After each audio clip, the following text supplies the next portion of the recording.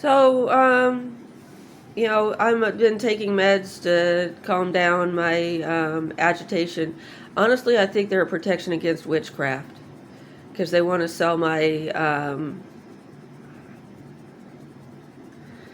apartment complex to rich people to get them more rich housing, and they're encouraging everybody to act like beeholes, and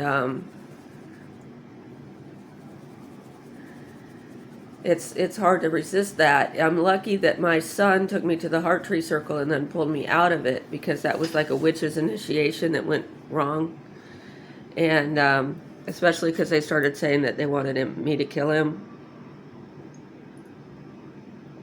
that I had missed the opportunity to kill my father, which is how I ended up with my father blessing my marriage to my guru. Um,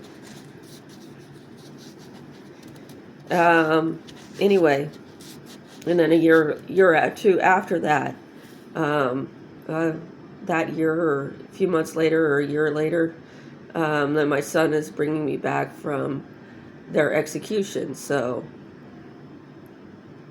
I mean, they were going to execute me. So, it's not good to do those kinds of things. It's also better to try to think of ways to do things non-lethally, but it's not always possible. Even the Buddha describes a king as somebody who could, remove limbs, remove property, speak badly of someone, remove their privileges, and also remove their head. So I've been reading sutras. I ordered some more. So I was looking on Amazon to see what they had in the sutra department. And I think there's 2 out of 3 volumes of a 3-volume set of Buddhist sutras, paperback. It's really inexpensive, like $9-10 per book. I don't know if the 3rd book is out, but I couldn't find it. And then while I was looking for that, I saw that the middle-length discourses of the Buddha were deeply discounted to $35 from like $99 or $89, because they're like $89 on Kindle. So I got that, and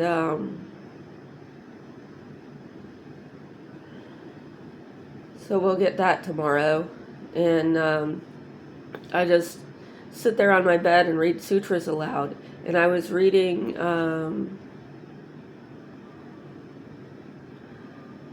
I can't remember. It's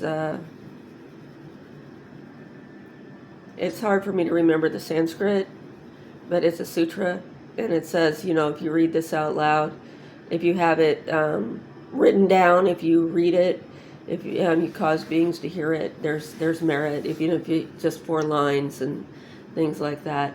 And I don't know if any of you have ever read any sutras, but they're not logical. So if you're looking for the logical Buddha, that's Maitreya. Maitreya's work is very logical, incredibly logical.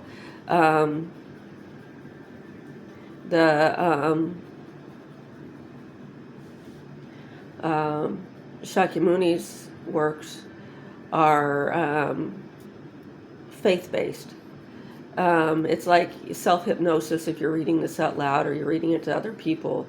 It's like one of those things that it's very repetitive, but it says things a number of times you need to hear it before it starts to sink in and become something normal and natural.